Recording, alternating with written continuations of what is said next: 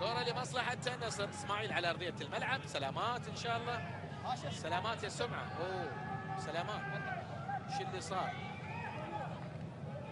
شو السالفة يا سمعة؟ خوفتنا يا اسماعيل. اسماعيل مطر. اوه لا لا لا. اسماعيل يوجه كلامه لريجي كامف. اسماعيل يبكي. شو اللي صار يا جماعة؟ اسماعيل مطر يبكي يا جماعة. شو اللي صار يا جماعة؟ حدث مفاجئ. ريجي كامف والكلام اللي مع اسماعيل مطر. اسماعيل يبكي بحرقة في أرضية الملعب. اسماعيل مطر يبكي بحرقة في أرضية الملعب. الكل يواسي اسماعيل. شو السالفة؟ يا ساتر يا لطيف.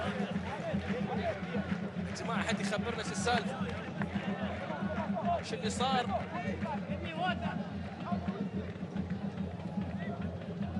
الحديث كان موجه من اسماعيل إلى مدربه ريجي كامف، وبالتالي حدث غريب، حدث عجيب في أرضية الملعب. اسماعيل مطر أيضا، والمدرب ريجي كامف يطلب اسماعيل، يقول له تعال، لكن اسماعيل في أرضية الملعب.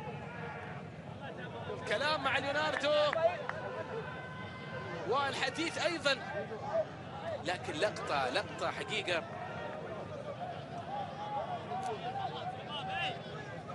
جمهور، في هتافات من الجماهير، في شيء غريب صاير في أرضية الملعب. اسماعيل زعلان، اسماعيل يبكي. اسماعيل في موقف حقيقة لأول مرة أشاهده على اسماعيل مطر. كل يواسي اسماعيل، الكل. أنا ما أدري شو السالفة. في شيء من الجمهور، في شيء أيضا من المدرجات، من المنصة، من هذا البكاء.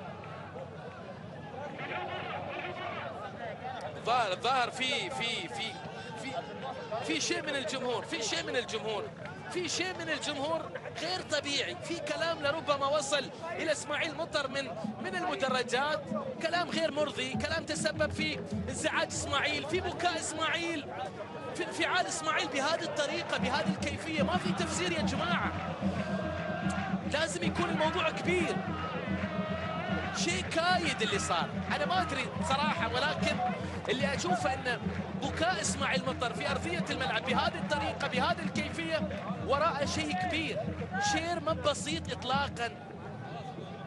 شوف المدرب الان يحاول يهدي ايضا من ريجي كامف، وبالتالي ابو عليا. معلش يا سمعة، نفهم الموضوع وبعدين نشوف شو السالفة. المباراة تتوقف منذ عدة دقائق.